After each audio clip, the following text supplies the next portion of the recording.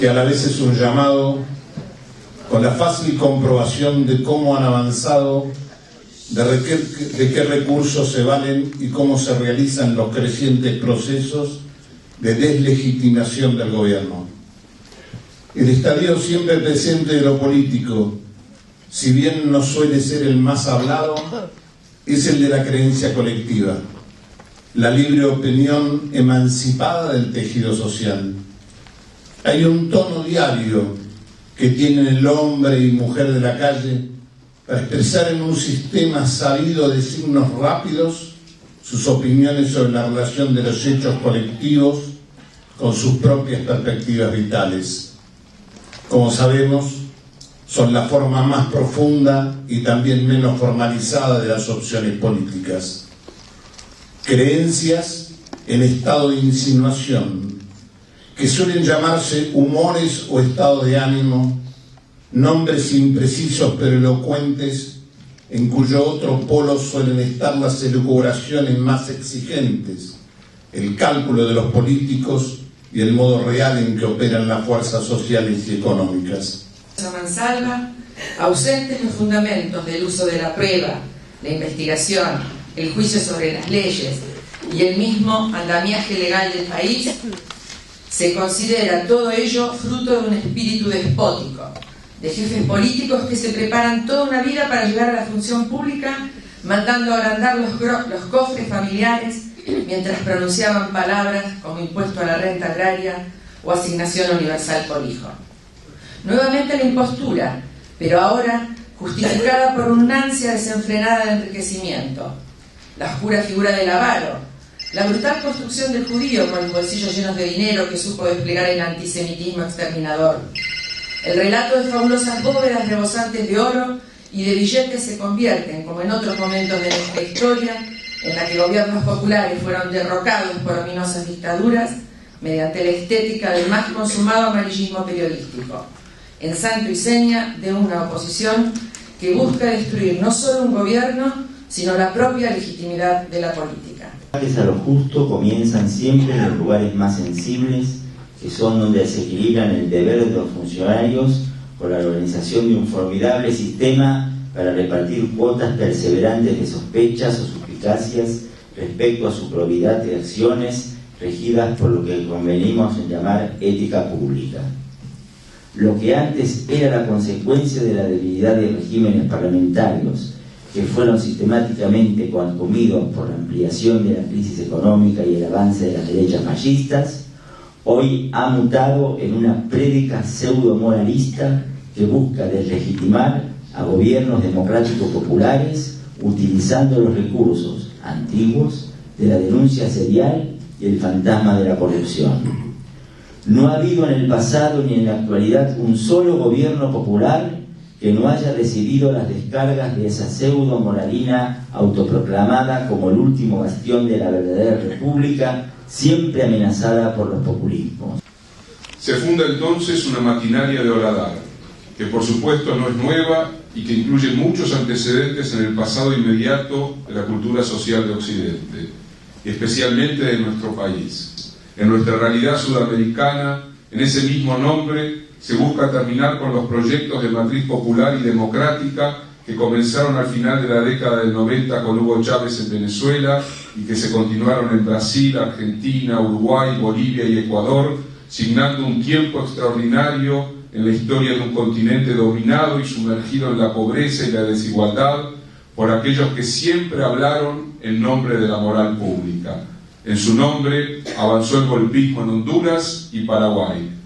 Estamos en tiempos diferentes, pero en los cuales una sutil forma de golpismo opera todos los días bajo el amparo de los nuevos estilos de escenificación, agrietamiento y cancelación de las creencias sociales. Son actores de un relato que afirma la condición autoritaria y hasta dictatorial del gobierno para generar las condiciones de una irrevocable restauración conservadora. Son quienes sin sonrojarse hablan desde sus editoriales de terrorismo simbólico de Estado, utilizando la tribuna que se benefició del terrorismo real que durante la terrible dictadura de Videla le dio forma a la apropiación de una empresa que acabó en las manos de quienes construyeron el monopolio del papel para diarios en Argentina, el cinismo y la mentira como instrumentos de esa moral republicana que dicen defender.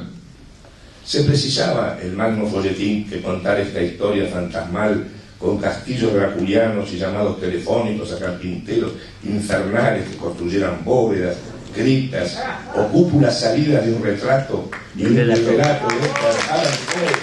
que los carpinteros de la utilería televisiva tratan de revelar entre risotadas. Han descubierto una consigna que merece algún análisis, que es lo contrario de lo que aquí llamamos lo justo. Una consigna que tiene su vigencia absolutamente atendible en el momento del accidente lamentable y doloroso de la Estación 11. La corrupción mata. Y que parece resumir uno de los aspectos que contiene el golpe certero de un conjunto de problemas que ni son inexistentes, ni admiten el sumario tratamiento cercano al de la justicia mediática que exige rapidez y se excusa de la falta de pruebas en nombre del difuso concepto con que han reemplazado al pueblo. Voz. La corrupción mata. Es una verdad fundamental pero abstracta. Lo que critican es justo, pero es lo justo a través de un encadenamiento argumental que omite eslabones fundamentales que, de no estar, toda sociedad sería imposible, a no ser que esperásemos al Mesías que nos venga a salvar de esta estructura destructiva que conduce trenes, aviones, tratados internacionales, ómnibus de corta y larga distancia, subterráneos, ordena el cada vez más caótico tráfico pasajero. Esa consigna, tan impresionante como es, no es un sinónimo del misterio de la justicia. Más bien, es una proclama del Apocalipsis, donde, según los sabios que lo escribieron, el develamiento de cada sello, el misterio de las trompetas y las cifras cabalísticas llevan a dirigir al Cordero Salvador mediante una justicia rápida, encerrada en una creencia sin mediaciones, solo basada en la facultad de la profecía. No es justo que se empleen estos criterios para hacer de la justicia una justicia mediática, sin pruebas, haciendo pasar todo discurso político por el codazo del discurso económico, sedazo del discurso cómico, es lo mismo, de la justicia mediática, de la afirmación desprovista de pruebas, de la manipulación de prejuicios sobre toda clase de funcionarios y arrojando una sonora mácula contra las figuras centrales de este momento nacional, el expresidente Kirchner y su esposa y actual presidenta Cristina Fernández de Kirchner. La acción no es nueva, pero lo novedoso es la recreación ficcional, el estilo de vodevil y de novela de terror gótico en la representación de las valijas de dólares, como utilería de la vieja tradición del circo-teatro y del folletín popular en los bulevares de todos los tiempos. Si no tiene el menor sentido de lo justo, por lo menos tiene efectividad. Pero sabemos que este conjunto de palabras apunta a erosionar la figura pública de un expresidente en una acción que se torna una respuesta de music hall para problemas que merecen otro tratamiento. La marejada política del país llevó a la ley de medios, esta a la necesaria reforma judicial, esta a la consideración de la vida cotidiana bajo la normativa de lo justo, esta a la nacionalización de numerosas empresas públicas, y todo ello debe llevar a nuevos estilos de discusión, donde en vez de verse los dragones del apocalipsis escondidos tras cortinados, donde defienden con arbitrios y trompetas bíblicas sus cajas empotradas, hay que ver un gobierno que atraviesa distintos momentos y distintas dificultades, todos propios de la vida pública compleja, mundial y nacional, cuyas explicaciones son más que obvias, por más que muchas medidas no se perciban totalmente eficientes. No lo atacan por lo que hizo mal, sino por todo aquello ya consignado que ha significado un cambio notable y positivo en la vida del país. Lo atacan, y esto más allá de los errores y de los aciertos, en esta larga batalla política, porque saben que la continuidad de este gobierno amenaza como nunca antes sus privilegios. Lo atacan hasta la náusea y utilizando todos los recursos a su alcance por haber reinstalado en nuestra sociedad la idea de que lo justo no construye una quimera inalcanzable o una reflexión académica, sino la práctica posible de un proyecto sostenido en los principios de la igualdad y la ampliación permanente de derechos. Lo atacan porque Videla murió en la cárcel y porque propone con más costos que beneficios que la justicia puede y debe ser reformada.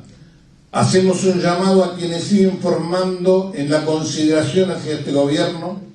a pesar de sus dificultades, que llamamos a discutir, y de las izquierdas democráticas a quienes llamamos a deliberar sobre la base del mismo sentido común, el sentido de lo justo, madre de las inclinaciones históricas hacia un latinoamericanismo emancipado, una economía y tecnología sin agresiones al medio ambiente y un sector progresista de la sociedad que, sin dejar de criticar a la corrupción como nosotros mismos lo hacemos, no haga de este concepto una sentencia visual de jueces autoelegidos, de togados mediáticos, donde ve de pruebas necesarias que lleven a prisión a quienes sea necesario, como en el caso Pedraza, sirvan apenas para la tarea menor de ser coadyuvantes de una comedia desestabilizadora que nos introduzca a una nueva tragedia argentina.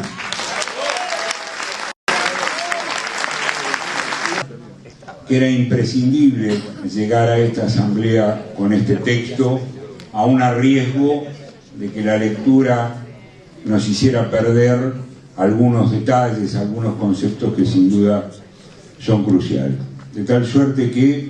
el texto que acabamos de leer, que es el borrador de la Carta Abierta 13, titulada Lo Justo, queda a consideración de esta asamblea.